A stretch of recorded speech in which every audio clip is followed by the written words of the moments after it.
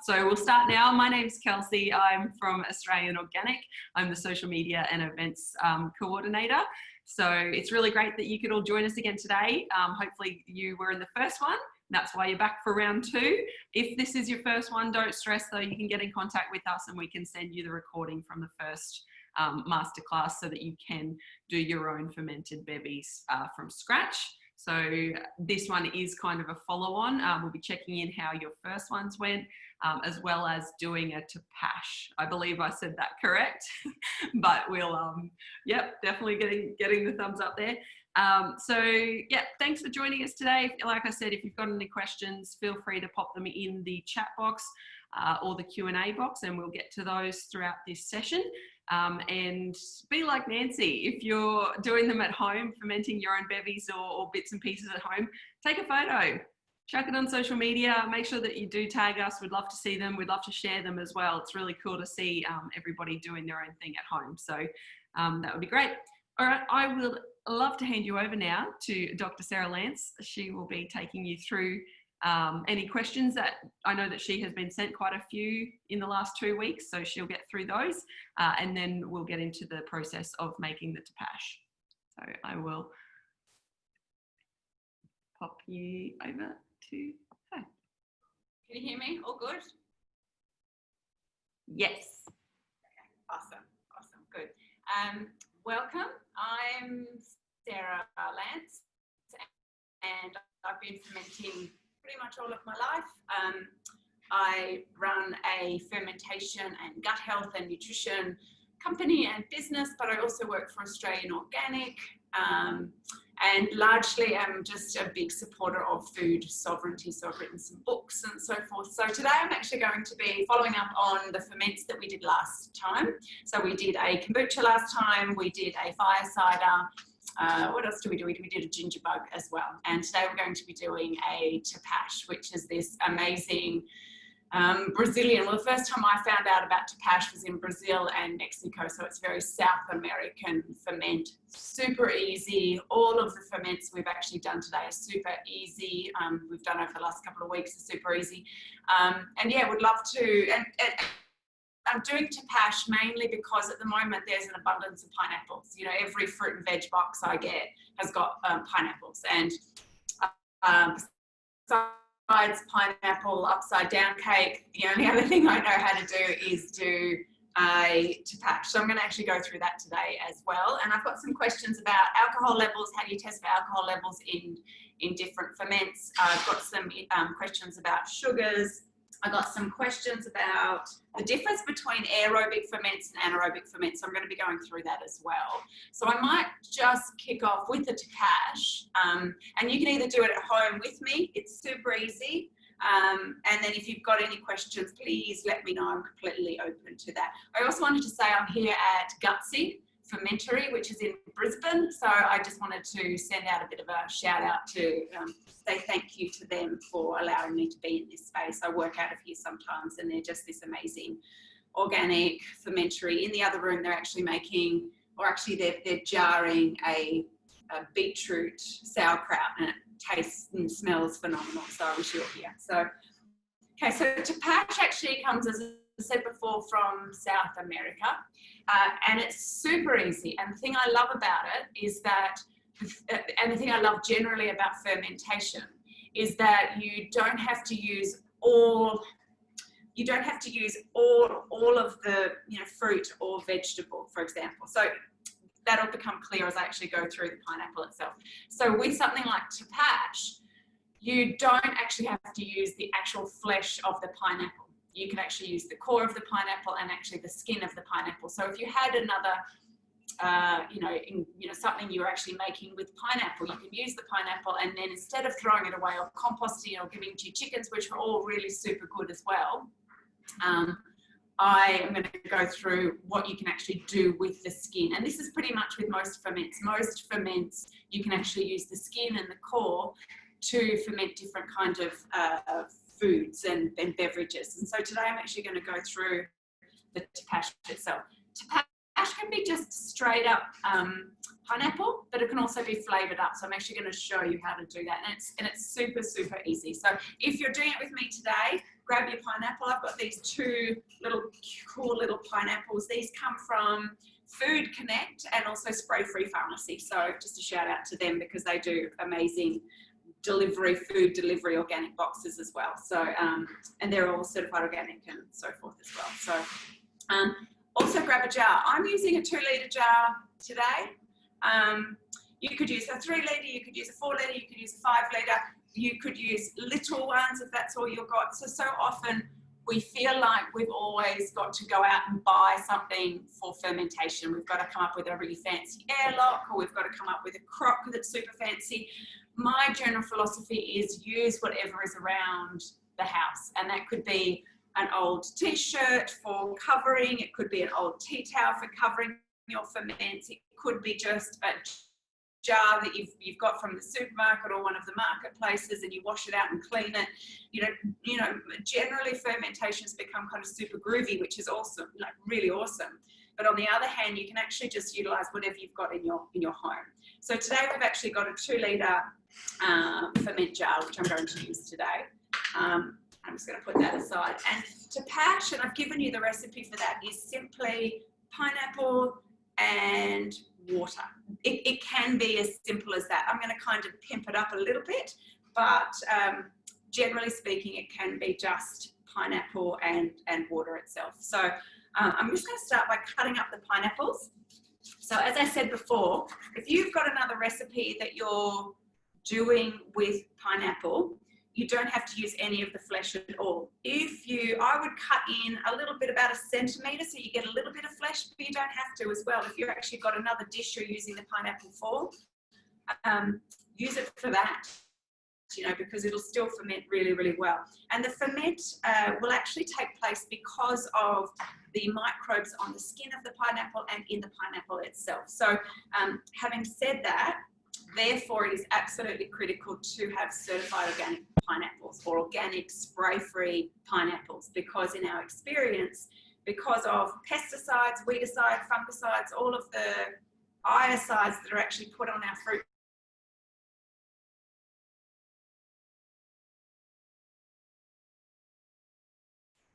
doesn't take place as easily. So I'm going to be actually cutting that up. And generally, iocide means death, suicide, homicide, pesticide, weedicide. So, we need to be mindful of that when we're actually utilising the kind of produce, so which will have an impact on how we ferment and how well the fermentation actually takes place. So start off by just cutting up your pineapple.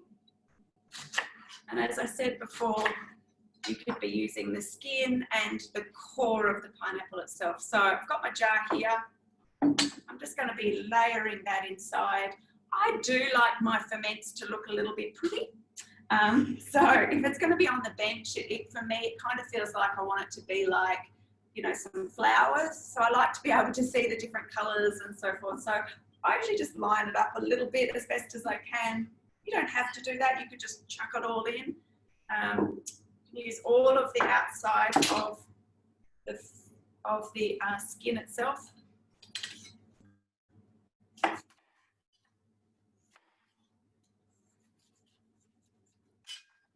So putting that around. The other part of the pineapple you might want to use is actually the core. So as I said before, you could use this flesh, but if you've got another ingredient or another kind of experiment or something, or baking or cooking you want to do, you can actually just put that aside.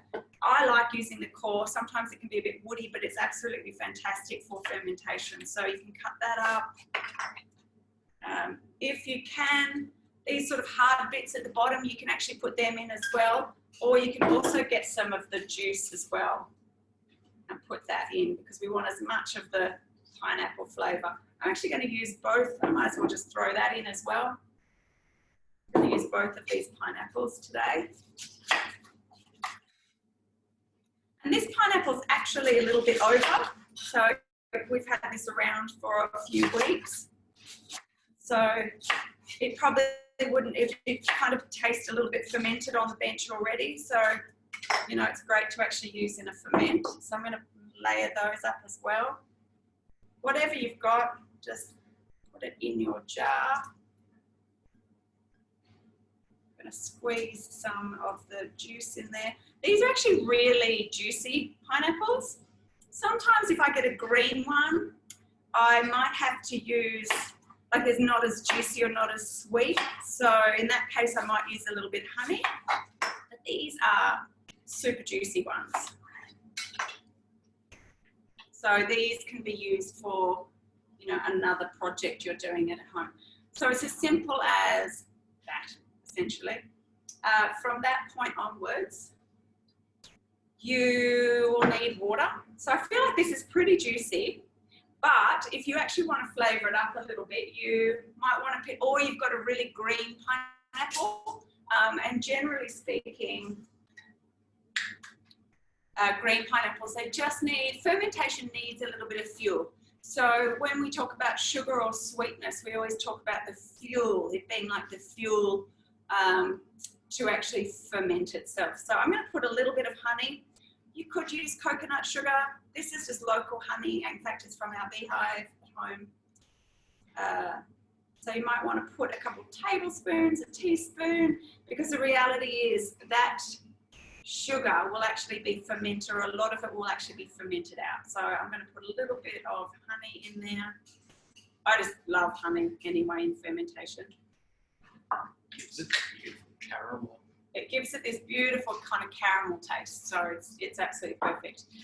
From that point, you could actually just fill it with water and give it a stir, put a lid on it, and let it sit. I'm going to flavour it up a little bit more. You don't have to. I like it this way, but you know, that's the traditional tepache, something like that with a little bit of water. Let it sit for about 2-3 days. It'll get super fizzy, and that's your tepache. You can actually strain it off and drink it. I like to get it a little bit fancier, so I'm actually going to put a few different ingredients. So think about chai spices. So I like cinnamons. I'm going to put some star anise in there because they're just beautiful, that kind of chai spiced sort of taste. But you can get, the thing about fermentation is you can get really experimental. So I'm going to put a little bit of star anise. I've actually got some cinnamon chips. If I had a whole cinnamon, I'd probably just put a cinnamon stick right in there. But I've got the chips, so I'm going to add those in as well. I like cloves, which smell amazing. So you can't put too many cloves in because for some reason they can prohibit the fermentation process because they're very oily, but they're also very strong. But the taste is friggin' amazing. So I'm going to put a few of those in as well, and I'm actually going to put some pimentos as well. Just a few sort of spices, just because I like that in my tepache. And then from that place, we're just going to fill it with water. This is 2 litres, so you should get about 1.5 litres of good tepache. Perfect. A little bit more water in there. I don't know if you can see that. For some people I know they've also put, they could put a chili in there if you want like a tepache with a little bit of a kick. But this is just, you know, perfect. And it's a simple, I'll give that a bit of a stir just to make sure that that honey doesn't just sit down the bottom. It looks completely beautiful from my place, so hopefully that'll look really beautiful from where you're sitting as well. But that, my friends, is, and I always like to squeeze out a bit of the pineapple flavour. If you did want to squeeze in some pineapple juice, that's fine as well. Like this bit that I've got here is actually just way too over. So I'll put that in as well just to get that bit of extra pineapple taste. But there we go. We've actually got a tepache here. So what you might want to do is give that a bit of a shake. In the next couple of days, and then that's your tepache. It's as simple as that. And you can pretty much do that with most fruit and vegetables. Most of the microbes are actually on the skin of the vegetable. So, or the fruit itself, so you can actually do that. But this is a particularly beautiful kind of ferment. So that will just be on your bench for about 2, 3, 4 days. It really depends on the weather in your area. So if I made a tepache now, it might take 3, 4, 5, 6 days to actually really come to a really good ferment and start to actually brew out and get fizzy and brew out the sugars. If I was doing the same ferment in summer, it might take 2 or 3 days, for example. So with warmth, microbes really enjoy that. So they just speed up the fermentation process. So that's your tepache. When it gets fizzy, have a taste of it. You know, it's always about your palate itself. So, you know, you might get a recipe that says after 4 days, then it's ready to go.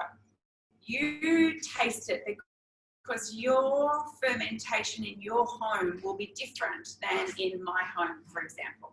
So it might be quicker in my home if I've got a warmer home, if I've got a heater this time of year than someone. I'm in Brisbane, sunny Brisbane, so we really don't drop temperatures a whole lot compared to someone like in Canberra or Melbourne, where you're actually hitting zeros and so forth. And in that sort of context, your tepache may get super cold, and then it might have to really start up again and get fermenting during the day, which is going to take a little bit longer to ferment itself. How you know it's ready? You'll know it's ready when it's fizzy, and you'll see bubbles coming up, and you'll taste it, and at some point it'll be this effervescent pineapple spiced taste, and then you'll know it's actually ready then. And then you can decant it, and you can put it in a bottle and put it in the fridge itself. If you then wanted to do a second ferment, you could actually decant it, put it into a bottle, for example, and then you can leave it on the bench for another day. And essentially when you're locking off the oxygen and it's still consuming its sugars, it'll get super fizzy. Now, one of the questions I got is how do we control that fermentation and that fizziness? Because, you know, often everyone who's in the fermentation industry at some point, something would have exploded. You know, a bottle or a jar would have exploded or got super fizzy. So in my experience, make sure you sit it on the bench, and then you just sort of test it. So you may want to listen for that kind of sort of sound, and then look at it and see if it's got bubbles. Once it's got bubbles and you've had a taste and it's to your palate, then you actually put it in the fridge. When a ferment goes into the fridge, it just slows down the fermentation process. Yeah, and so our fridge is our friend in that sort of context, particularly in those summer months when ferments actually turn around really quickly. So yeah, you can just actually put it in the fridge and it'll actually slow down and be ready to go. The tepaches make really good punches. So we make this for any of our, you know, Easter holidays, Christmas, and you can get the Christmas flavors in something like a tepache. So absolutely beautiful to actually use all year round, but yeah, it's got that kind of punchy kind of flavor. So and as you sort of saw, super easy. So if you're actually cutting up a pineapple, for me there's no excuse, you know, why you'd want to throw out those skins and cores when you can actually make something as simple as a tepache itself. So that, our friends, is a tepache. And I hope, I'd love to hear, I've heard from quite a few people over the last couple of weeks, but would love to see how your tepache goes. And as I said before as well, fermentation is a little bit hit and miss, you know, so not even really hit and miss. So the ferments that I do in my house might look or feel different than in your house based on the microbes in the environment, the wild yeasts operating, the produce, you know, will have different bacteria forms than the bacteria forms that I have in my fruit and veg box. So yeah, that actually could actually take place. So just be mindful of that. So I wrote a fermentation book with Weyer a couple of years ago. And so whilst we give you a very clear recipe, we often will say, could take around 5 days, you know, or may take 3 months, but in essence, you know, you feel into your ferment and see how that ferment actually works for you. Because essentially, you know, this process is all about, you know, claiming your right as being a producer of fermentation and not just a consumer of fermentation. So in the end, you're the expert of the fermentation that's actually going on in your house. And I hope that makes sense, because so often we've got this really clear kind of linear way of doing food in our environment. You know, everything has to look a certain way. Consumerism is totally based on it tasting the same every single time. So that's a really good point. So this tepache that I'm making here in winter, if I did a tepache exactly the same products and exactly the same, coming from the same farms, same water source, etc., etc., etc., it will actually taste different because the seasons are different. The soil might be slightly different. The microbes around your home might be slightly different. So the thing about fermentation, which is absolutely beautiful, is the fact that this ferment will taste different from season to season. And what I would also argue would be that the microbes that I'm needing now for my body will be in this ferment at this particular time of season, and the ones I do in summer or autumn will be the microbes that I need at that particular time as well. So I'll leave it at that, but I hope that really makes sense, because it gives us an opportunity to really feel into the flavors and the choices and the changing seasons and what we particularly want at that time. So that's our tepache, and I'd love to kind of see some photos of what you're actually doing yourself. So I'll put that aside, put it at the front because it's just so friggin' beautiful. A couple of things, a couple of questions. First of all, someone just wrote me a question there. Nancy? How do I know when my kombucha is ready? Mine smells pretty vinegary at the moment. Okay, so yeah, pretty much what I've actually been talking about is tasting it. Tasting kombucha is one of those things that if it's vinegary and it's got that, taste it and see if it's actually at your palate. A good kombucha is not, you know, when we first put down our kombucha 2 weeks ago, it was almost like a sweet cup of tea with a touch of vinegar. And as it ferments and grows and the SCOBY, which is the symbiotic colony of bacteria and yeast, consumes the tea and the sugar, it will get this beautiful kombucha smell, which is kind of sweet but slightly vinegary. Now, if you take kombucha too long, it will be a vinegar. So you've got this sort of spectrum of sweet cup of tea through to a kombucha vinegar, which then you could actually use for vinegars around your house. Having said that though, you kind of want to find this sweet spot in the middle for your kombucha. Yeah, I think Nancy asked that question. So I would say, Nancy, taste the process all along, particularly if you're kind of new to doing kombucha. And I would say this to anyone at all times, because the kombucha I do, you know, now will be different than in summer. So I just think you put it down, you wait a couple of days, have a taste. Okay, still too much, you know, sweetness. You're going to wait a couple more days, you know, oh, the SCOBY's growing. So it's a constant reflection and refinement of your palate as you go along. And then at some point along the process, you will go, this is the sweet spot. It just tastes perfect for me. You know, my palate likes it. It's got enough of a, you know, kind of a fermented kick. I can kind of feel it in my gut as it kind of goes down and feel that fermentation process. So in that kind of context, you will know essentially, because we could say, and I think on some of the instructions I've sent out, I've sort of said, wait 10 days, but it actually could be 7 days or it could be 14 days. And that depends on the weather. It depends on how big your SCOBY is, which is your culture that goes on top. It's a whole lot of different variants, but taste it as you go. And I would also say, trust it, you know, trust your palate and trust your instincts.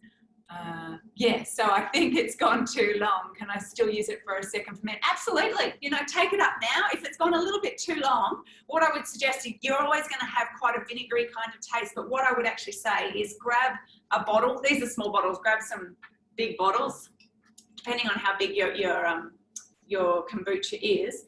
And I would probably put, you know, a good chunk of kombucha. If it's vinegary, Nancy, it's got a big chunk of kombucha in it, and then the rest I would fill with something that's sweeter, you know, and that'll take away that kombucha taste. It'll be super good for you, even if it's super vinegary. but I would suggest next time you pull it up a couple more days in advance. But I would suggest if you want to do that second ferment, absolutely do that second ferment and just put a little bit of kombucha, like half kombucha and half of something sweet, like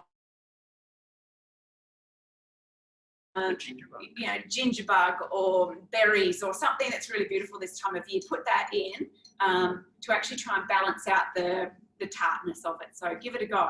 And so often it really is hit and miss. The amount of people who speak to me and go, oh, I've just taken a little bit too long.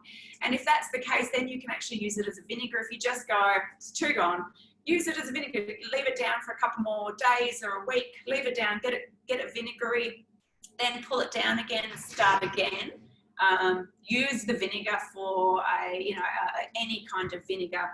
We've got a vinegar here that was we did, and we just put lemon and rosemary in it. It was a kombucha vinegar that just went too long. We then went, okay, we're going to utilize that, and so we just put vinegar and lemon in that, and we've just actually left it, and so we can actually use that as a salad dressing, or you can actually use it as a fire cider as well. Last time we used our fire cider, this was our fire cider we put down a couple of weeks ago. We used an apple cider vinegar, but you could actually use your kombucha vinegar for that as well. So just keep it down perhaps a little bit long to get it really super vinegary, and then use it, and then use the rest of it, bring it down to around about 20%, start a new kombucha on that. So really good questions. Thanks, Ned. And a lot of it's just like giving it a go. And eventually you do, you know, I find that you do get this sort of relationship that happens with your SCOBY. So it's kind of like it's telling you, okay, I'm ready now. Or you know, your olfactory system, you'll be able to smell it. Yeah. How do you store your SCOBY? Great question. So a SCOBY can be stored in a couple of different ways. If you're going on holidays or you're going away for a couple of weeks, I'd bring it back to around about 20% or 30% of the jar. I would possibly give it a little bit of tea and sugar, and then I would just put it in the fridge. And she can just stay there for weeks and months. I've met people who've kept it in there, and then, you know, they've said, do you think it's viable? And all I can say is add some more tea and sugar in there and see how she goes with that, you know, and we've done that before. So it really depends on your SCOBY and so forth. So the other way is, yeah, if it's only going to be, if you're not going to put down a kombucha for a week or so, you could just keep it on your bench and put some tea and sugar and just leave it there for a little while. It'll still keep growing, and then you can actually pull it down and actually start again. So I would say they're the two best forms. If you have lots of SCOBYs growing, so often people I've seen jars that have got like this much kombucha in it and that much SCOBY. So in that case, you can actually take the SCOBYs off, you can dehydrate them, you can give them away, you can compost them. Yeah, so there's a few different ways, but if you're going away or you're just not going to be doing a kombucha for a little while, I'd actually put it in the fridge, pop it in the fridge, and it's almost like she kind of goes into hibernation or a little bit of a sleep for a little bit of time until you actually want to use her again. But really, really good question. A couple of other questions I got was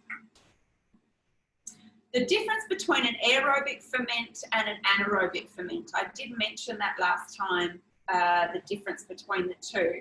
An aerobic ferment is essentially, I haven't got any cloths around me, but I'll give you an example. An aerobic ferment is pretty much, for example, a tepache could be an aerobic ferment. Essentially, we're actually putting a tea towel or some linen or, you know, something actually on it, and it's breathing. So the ferment is actually breathing. Usually we just put like a cloth over the top and a rubber band or a piece of string, and that's an aerobic ferment. So you do get some ferments that actually need to breathe. A tepache, you could do that with a tepache. You could do that. Definitely a kombucha needs to breathe.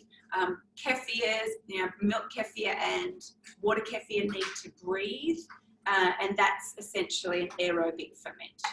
An anaerobic ferment are usually for vegetables, sauerkraut and kimchi, miso, for example. They all are anaerobic ferments. So essentially an anaerobic ferment means that you lock off the oxygen.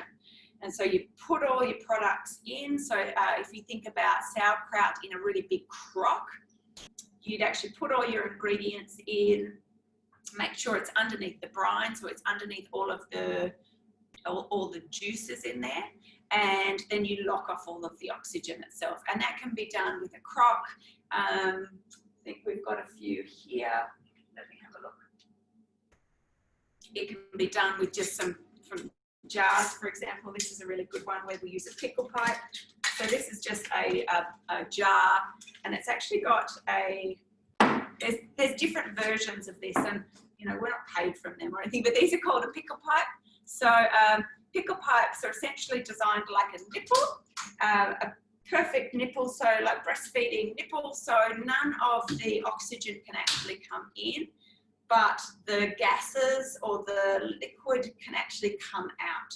So essentially, if you're making, for example, a miso or a sauerkraut, which is a whole nother different beautiful workshop we could do, is you're actually essentially making your ferment or your vegetables on the side, you're packing it full, you're making sure that there's enough brine or enough liquid over the top that covers everything, and then at some point you actually want to lock off the oxygen itself. So you'd actually put on a pickle pipe, and there's different versions of this, and then you would just essentially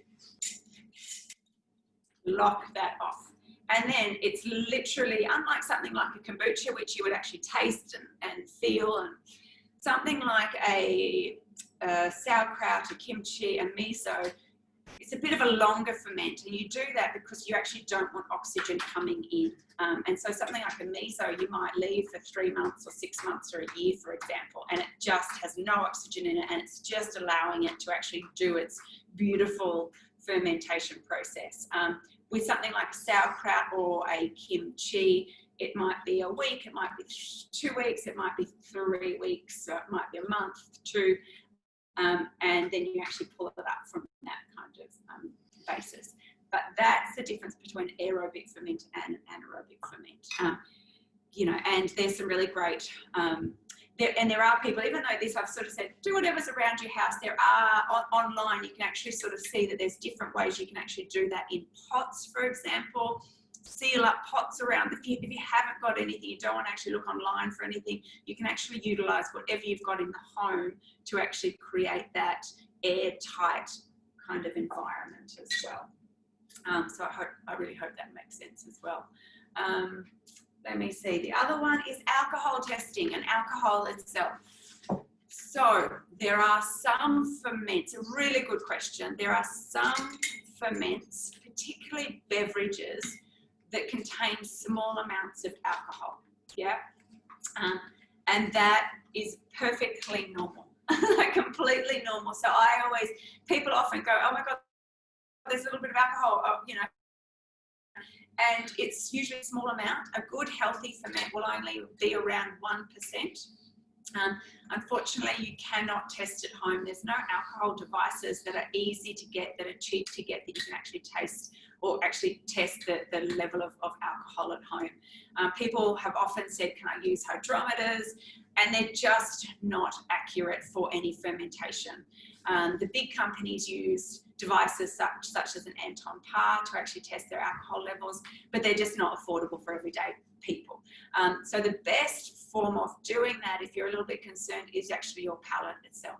So something like a kombucha, mainly I see it in kombucha or a kefirs, a water kefir, you will get slight amounts of alcohol. So I always say don't panic.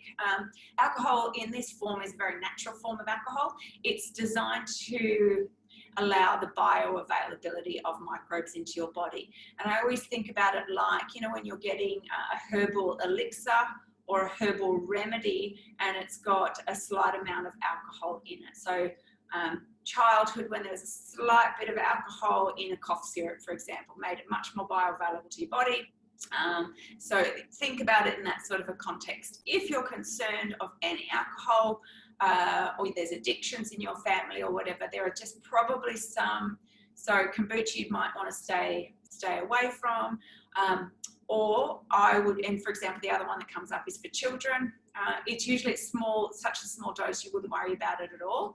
Or if you are in any way concerned, just dilute it. You know, do a little bit of kombucha and a little bit of water or apple juice or, you still make it fun, and because kids often love so many of these ferments, and that's how we get ferments into children. But you could actually dilute it as well. But yeah, alcohol isn't an easy one to actually test at home, unfortunately. I wanted to, so I hope that makes sense on the alcohol kind of testing, but it's usually not something you need to be concerned about. The other thing as well is for kombucha. If you have a kombucha at home and it starts to get really cloudy and yeasty down the bottom, in that sort of a context, I would suggest you actually, at some point pour off, most of the kombucha, but leave the yeast, and actually get rid of that, compost that, put it out into the garden or whatever, and then start your kombucha again, because that's all the spent yeast cells. So that's all the microbes consuming all of the, and all of the yeasts and so forth, and then they're all the spent yeast cells. So in that sort of context, get rid of that, so you've actually got a much more clearer and more balanced kombucha. That's just sort of a tip that we've sort of found along the way, particularly and any ferment that tastes a little bit yeasty. It's not that there's really a lot of active yeasts in it, it's often that we just haven't got rid of the spent yeast cells at the bottom of that. So you can certainly do that as well, and that's just a little tip for you on that. Let me show you the ferments we did last week. So we did a kombucha a couple of weeks ago, and I put them in little jars, and I had the kombucha, and I suggested different forms that you could actually flavour up your kombucha. These were some of them, and I don't know I'll see if I can get it close to you. I'll see which one might get a bit fizzy. Yeah. That might get a little bit fizzy, but if you get close, I've got my little assistant here.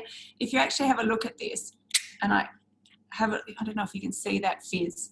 So you can see it. I don't know if you heard the ch, that actually happened. So it's a ch, and then you can actually see all of the fizz that's come up.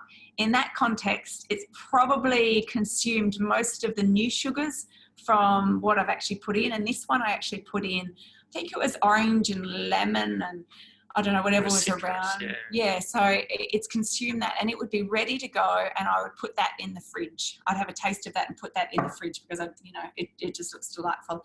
I'll show you again. Maybe this one will do it. Let me have a look. There you go. Oh, you can see that? Like super fizzy. So super ready to go. So it's kind of, ginger and turmeric. Yeah, that's the ginger and turmeric one. I think I put a little bit of orange or lemon in that as well. Just whatever's around, I kind of just pop in there. So that's so that's ready to go as well. So I wanted to give you an example of, then you go, I'll have a taste of that. It's probably pretty tart now. And then I'd actually put that in the fridge. And this is an interesting one because they were the plums, the Japanese plums. And I don't think they're going to do it because they were already fermented. No, see, but they're a little bit, so each of them will have different variants of a ferment. So they're all kind of ready to go. And they've just been on the bench for like 2 weeks. They'd be probably a little bit tart by now, but I just wanted to keep them out to give you an example of the fizziness in that. So that's our kombucha from 2 weeks ago. Do you want to do the ginger bug? Yeah. And It's got a buzz. No, this one won't. Why? This one is the ginger bug that we did a couple of weeks ago. I put this down. I added, for a couple of days, I added more sugar, more ginger to it, and got super fizzy. And now it's kind of flattened out again. So if I wanted to bring that alive again, I would add in some more ginger and some more sugar, but I'm pretty happy with the taste. So I tasted that. And most of you who saw me a couple of weeks ago, so I put a lot of sugar in there, and to prove that, to also just show that you can put a lot of sugar, and the sugar is not for your body, it's actually for the ferment, it's actually for the ferment itself, so it's a fuel source. Because if you tasted this now, it tastes super, super tart and super vinegary. And so it's got virtually no sugar at all, but got this beautiful medicinal ginger flavor to it. And you could actually use this now to flavor your, like anything. You could put it in teas, you could put it in stir fries as the stir fry comes out, because it's got kind of got a aliveness to it. What else could you put it in? Any kind of flavoring, or you could just have it in a tea with some lemon and some honey if got the lurgy going on. So yeah, so that's how you could actually use that. You could put There's it a in prebiotic, cakes. probiotic. Yeah, prebiotic, probiotic. So and the other thing would be, if I wanted to take, you know, a cup, I could just take a cup out of that and utilize it and put it in the fridge, decant it, put it in the fridge, and I could still keep using this ferment. And then I could also add in some more water, some more sugar, and some more ginger bug. And so I could actually keep this going for quite a few months, if that makes sense. Yeah, it's just the beauty of this ferment. So these are such easy ferments. You can actually just keep on your bench at home. You know, you can actually just pull out whenever you wanted to.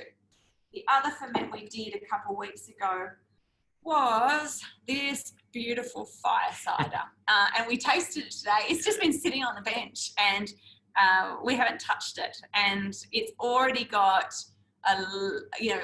it's still got quite a strong apple cider vinegar taste, but it's got the heat from the chilies. You can taste the turmeric, you can taste some onion and some garlic, and we'll probably keep this down for a couple more months and see how we go. We could, like the ginger bug, take, you know, a big chunk of that off and utilize that and put that in the fridge and utilize that as a tonic, or in stir fries, or, you know, anywhere really, teas. It's just absolutely beautiful. And then you could actually add some more to this if you wanted to as well. Or it's been 2 weeks, you might just go, this is a really beautiful flavor, I really like it, it's easy to drink, it's a beautiful tonic, and so you might want to decant that. So I wanted to say, because we kind of have a closed loop kind of system, we would always say, whatever veggies are in there, utilize them. They're infused, they have got, it would be almost like having pickled vegetables. And so you could use these as, you could blend them up, you could make like a paste with them and add that paste in for a stir fry, any kind of cooking, Pizza for base. soups. We've used them in pizza bases. So don't throw out any of these beautiful vegetables because they're really precious, and they've been kind of fermenting for you for weeks. So yeah, you can actually utilize them. If absolutely necessary, you could give them to your chickens or compost them. But what I am saying is that you could actually utilize all of this as well. A person wrote to me during the week as well. I got into fermentation, I think, naturally, because my grandma Kircher, she would bring ferments and to people's houses. Anywhere she would go, we lived on a farm in central New South Wales. And anywhere, she taught me that anywhere, if you went visiting neighbours, she would bring jams and chutneys and ferments like sauerkrauts. And so what I'm saying, with all of these beautiful ferments, there is nothing more beautiful with everything that we've made over the last couple of weeks. Put them in a beautiful little bottle and bring them to someone. And they're just such a gift, So when we go to, visiting to my girls, parents' places or whatever, and then a lot of the time they're very mainstream, and yet it gives them an insight into our lives, and they also get to taste something really kind of beautiful as well. So things like vinegars, ciders, kombuchas, everything that we've actually made, tepache, you can actually bring that and share that with your community as well. Like, it's just such a gift to actually give that, to actually go into other people. Let me ask you one other, just want to check if I've answered all of these questions as well. Oh, can you store your SCOBY in the leftover kombucha, or does it have to be fresh? Yeah, no. So I would always say, sorry, I don't know if I read that out correctly. Yeah. Can you store your SCOBY in the leftover kombucha, or does it have to be in fresh sugar and tea? So if you're going to store it, so for example, if this was a kombucha and you've drank most of it, I would keep at least 20%, and you could just leave your SCOBY and put that in the fridge just as it is. Or you could just, utilize the rest of it, 20%, and you could, if you had time, just add a sweet cup of tea, put that in there and put it in the fridge. SCOBYs like their original environment, so they always need some acidity. So yeah, that's what I would recommend, is always keep at least 20 to 25% and then put it in the fridge. So thank you, anonymous attendee, for asking that question, because all these questions are also really good for other people to actually hear. Yeah. Let me also ask you, yeah, I think they're all the questions I got. Is there any other questions? Any other questions? Oh, yes. Yeah, I think that's all. Any other questions, you know, that I can answer? Anything at all? Otherwise, I am on email. You can also give me a call. I'm always available through Australian Organic. My hope for you is that you all go home or are at home and you're making a tepache. Your kids will love it, you'll love it, and just start on I find when I do fermentation, it's almost like when I'm doing talks about fermentation, it's almost like I'm giving people permission to start being producers and taking charge of their own health and charge of their own diets. And also because people are often so concerned about, I mean, we've essentially grown up in an environment where people are really concerned about bacteria and microbes, and I don't know about you, but I grew up in a home where Dettol was absolutely critical, and it was a very specific home like that. You know, it was like bacteria was bad. And what we now know, and researchers tell us over and over again, is that we need to be in a symbiotic relationship with bacteria and yeast. So in fact, the more good bacteria and yeast we're consuming, the better our health is, and also we can then also fight off anything that is not good bacteria and so forth. Oh, here we go. That's great, because that's similar. Oh, yeah. you can How much should you drink at once of a kombucha for your health? I would say I'm not very into with ferments. Dose. Giving dose amounts. You know, people often want me to say, drink a half a glass and that's really good. I know you're not asking me that at all. But there's sort of some of the questions I get asked all the time. So there's no dose amount. What I would say is to feel into your body. There are times in my life, throughout all of my life, where I have consumed huge amounts of kombucha. And some people have also asked me, is there too much kombucha I can have? At some point, your body will go, that's enough kombucha. But what I would actually say is just have a little bit every single day, or just have a little bit, feel into your body, or a couple of times a day if your body actually feels like that. At some point, it's kind of like the bacteria in your gut goes, I don't need any more of those. I can actually back off from that bit of kombucha, you know, and then, so I do this particularly with sauerkraut. There are times in my year, each and every year, where I can't get enough sauerkraut. I just like every meal, sauerkraut and salad, sauerkrauts and sandwiches, sauerkraut. And then at some point I go to eat sauerkraut and my body it's almost like oh, I can't do that, you know. And so in that sort of a context, that was just an example of, you know, at some point trusting your body. We always use that term, trust your gut, which is obviously about, you know, bacteria and yeast and utilizing the relationship with, you know, our microbes. But it's also trusting your innate wisdom within your body.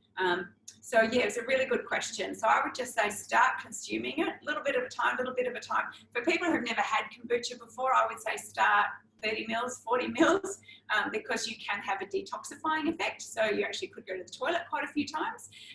But for most people, at some point, it stops and your body starts feeling stronger and so forth. So just, you know, feel into your body. Your body will actually be, your body is your greatest wisdom in this sort of context. And, you know, it's also reclaiming that idea that no one from the outside has to tell me what my body specifically needs. This is an opportunity for us to start to feel, what does my body actually crave? What does it want this time of year? What kind of ferments does it actually specifically need? And it's the same thing I say with things like green smoothies, or I should be having a salad every night or whatever. At some point, if you trust your body, it will not want that. You know, at some point it will say, I need soups and stews, or it will say, can't do that green smoothie right now. It actually needs this, and only you are the expert in your body. So really, is that really trusting your body in that kind of context? So any other questions? I hope I answered that question.